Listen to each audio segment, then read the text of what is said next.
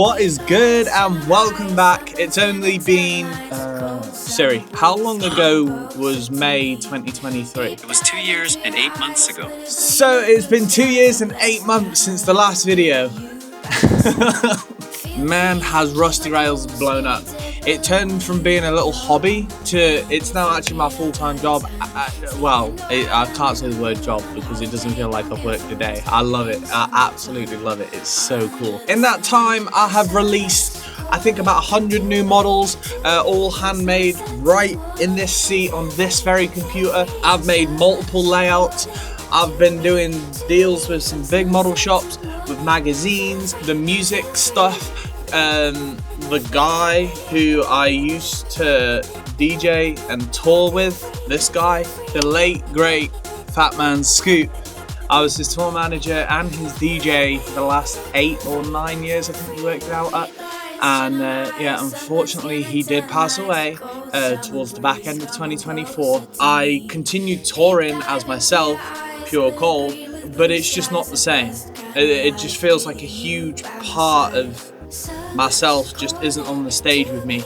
Maybe one day I'll return to DJing, I don't know. The DJing was here and the music production was here. Now the DJing's gone down to here, and the music production is through the roof. The amount of people I ghost produce for, that in itself keeps me very, very busy. So to do videos like this, it takes me a really long time, and I do apologize for the lack of videos. I have done a couple on TikTok and on Facebook, but everybody's now asking for them to become on YouTube, so yeah, here they be. I will actually have to remove some of my old videos, but don't worry, I'm going to remake them. It's purely because I don't have the raw video anymore, so I can't just go in and pull the audio off. What I used to do, including on this video right now, I used to put my own music behind the video, and it was always stuff that wasn't released but was due to be released. And now it has been released, there's all these copyright flags, and now because of that, the videos are actually banned in certain countries because of certain music agreements with Sony and Warner and all this stuff. It's crazy. That's how big some of the people is I produce for now. It's great. But with that being said, it is time. After my last scene diorama, which was built on a little 40 by 80 centimeter board from B&Q, I have decided it's now time to build the next one. The last diorama, if you didn't see, this is a couple of screenshots from it. As you can see, it was like a warehouse. This was inspired by the new wheel lathe up in Holyhead, which is just up the road from me. Did I say up the road? It's still a good hour's drive. And there's actually going to be 2 coming up. I'm going to do an interior of a warehouse, like on that scene you've just seen. Do this scene, which is going to be the exterior. They won't be the same layout, they're going to be completely different, and that's just from the logistics of moving them around and taking them to model shows and stuff. This one video you're about to watch has taken me 4.5 months. It is so embarrassing. The layout, as you'll see at the end of this video, has been sat in the other room probably about a month and a half, whilst because I've been dying of the flu for these last few weeks, but then also like to edit this video, and then obviously the camera is, I'm filming other videos and stuff for other people and doing like after movies still. It's slowing me down so much. So what I might do is continue to build with photographs, certain features like how I did X, Y, and Z, I'll come back and do a video for. So, with that being said, let's get on with the video. Here we go. So this is just your standard board from B&Q. This is plywood. This is like one of the, I think the thickest one they do, because B&Q and wood nowadays is just so cheap and fastly grown that it just warps in all sorts of directions. So I'm going to start off by cutting down. This is just building the frame. I just wanted it to really feel premium, even though this is kind of like the bit you don't see. So yeah, this is just Gorilla Wood Glue, and there's a nice little hack here because a few people I've noticed when they clamp stuff it squishes and moves around. If you run to Mickey D's and grab loads of these little salt packets, you can sprinkle them onto the glue, and because obviously wood is nice and soft, it sort of acts as a grip when you clamp them together, and it stops them from sliding around, and you get that perfectly smooth finish. Yeah, there you go. You can see just how nice that's like looking now. Yeah, I always feel a bit awkward doing these voiceovers, especially when I'm doing them live to the video, because I don't really know what to talk about, because it's exactly you can see for yourselves. So yeah, just repeating that method basically of salt and glue, clamping it all down, and I wanted this to feel tight, like yeah, it was really nice. So it's as good as it can get with the wood from B&Q, and yes, I fully understand B&Q is a rip-off. Okay, so when it came to making layouts, I didn't really know what to do this time, and I thought, well, this layout is focusing on the exterior of a building, so let's make this as like open as possible. So here I'm just drawing a quick line. You saw before then I've got some little 3D printed road pieces. They are for the next part, which will come after this. This is my sleeper spacing tool, which I did a video of this on TikTok. If people want a YouTube version, I suppose I can just make a video for that. Let me know in the comments below if you want to know, but I mean, this is self-explanatory, and this is a tool I actually sell on my website. So yeah, I do use super glue. A lot of people tell me off for this, and they're like, you shouldn't use super glue because it can cause it to go funky and stuff, but I've not really had an issue with that. So here I'm just drawing around the edge of where the road pieces are, and as you can see, the road, when it gets laser cut, is going to be made up of 3 parts, that A, B and C. Here I actually drilled the wrong hole, but it's all good. I use the resin being cured to fill the holes in, and also that's how I secure the wires in. You'll see that in a second. So yeah, just put some fish plates. I think this is code 75 track. Yeah, I've still got quite a lot of it spare. So yeah, like literally just soldering the dropper wires there. You can see the resin, and I'm curing it up, and it'll stop any ballast from leaking through as well, or clay in this case.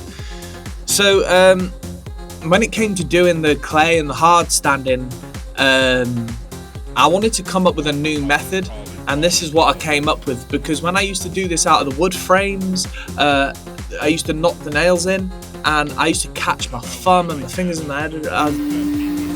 Shredded to pieces. It was horrible. So this is designed to be the same height as sleeper height, rail height, which is about 4mm, and yeah, and then it's screwed in, so it's, you know, I'm not having to like prise them out, and it sits flush with the top, hence why the holes are chamfered on the 3D print there.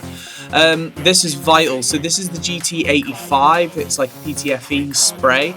This is going to stop the silicone sticking to the 3D print, and because of that like non-sticking factor, you do not want to spray this once the frame is in place, because you'll be spraying onto the baseboard and then the clay won't stick to the baseboard. Yeah, as you can see, it's pretty much rinse and repeat now. This is really nice. It's a really nice method, and I think it's the method I'm going to use from now on. Jesus, you get a sharp edge with it. You get a really, really sharp edge. I did actually do an experiment before where I ran a blade down the edge of the 3D frame and the clay, but because it separates, it means that the edge of the clay sort of rounds and becomes nice and soft. Yeah, you're better off just doing this method. Although you will see me running a knife down the clay, but that's only on the track in order to get a little grinding wheel to run it up and down in order to create the groove for the tracks. So yeah, here we go. This is just clay, Das Stone modeling clay, gas modeling clay, stone effect, whatever it's called. It requires no paint and it looks great. Yeah, this is a bit hit and miss. This is just parchment paper. It's the non-stick paper, but it adds all these wrinkles, so maybe I should have used like a silicone mat or something. I'm not too sure, but the main thing is it distributed the clay out, which is all I worry about. Now I think about it, I might have made the frame 4.5mm thick, which gives me a 0.5 mil to sand down on. And as you can see, it literally overflows the frame, so it's all good. What you don't see on camera is I actually went back and touched this up about 4 or 5 times on little pits and stuff. So that was me running the knife down in order to run a sanding disc down for the wheel grooves. So we're going to start off, I think that was 60 grit sandpaper. Yeah, and that's the shop vac or project vac, but flipped, so it's now blowing instead of hoovering. So let's use the 80 grit sandpaper, and it's just working it down. These sandpaper things I bought off Amazon thinking they're going to be cheap crap, but they're not. They're really good. 180 into 320. Put that upside down. Okay, let's just leave that in. That's a mistake. So yeah, going down into 320. I think I actually touch on 600. Yep. Get to 600. It's nice. And now's the time that worried me the most. I'd let this dry for about 2 weeks even after sanding. I unscrewed everything, and yeah, it went flawlessly. Like honestly, that edge is just so clean and sharp. Like it's nuts. It is good. There was a part that broke on the other end, but I just had to go down with that Stanley knife and like flush it. So it's not as long as original, but you'd never know unless I told you, which I just did, so you're gonna know now. But yeah, so here we are still unscrewing all these parts, and what's nice is these screws can actually be reused, so it's not actually that wasteful, and the frame can be reused as well, because this is a PLA, so it's actually quite durable to being sanded. But as you can see, like it is sticking a little bit to the wood, or the baseboard, but literally it's so nice and sharp. That edge, yeah, it's perfect. So this is a 2mm acrylic, and as you can see, there's obviously a step up to the 4mm of the clay, and this acrylic is what I'm going to make the road surface out of. That'll be in the next video, if it is a video. I might just do it all and then touch on what I did. So yeah, I need to create that transition between the hard standing and the clay. As you can see, I'm just using some little sandpaper. Okay, that's gone up the hoover. So yeah, and it is just smoothing in that section off. And honestly, that's as far as I got. This took, like I say, 4 or 5 months, and I'm deeply embarrassed by this. I think I started this back in September, and it is now January the 19th. So yeah, it's nuts. But that road layout is all going to be cut in acrylic, and that is actually the next step, which I need to get onto. So there we go. I hope you guys enjoyed that. I hope it was a nice little return to YouTube. I will try my hardest, no promises, but I will try my hardest to do more YouTube based content this year. And yeah, just ultimately thank you guys so much for taking the time to watch my videos, support Rusty Rails. Thank you guys so much for tuning in, and I'll see you in the next one.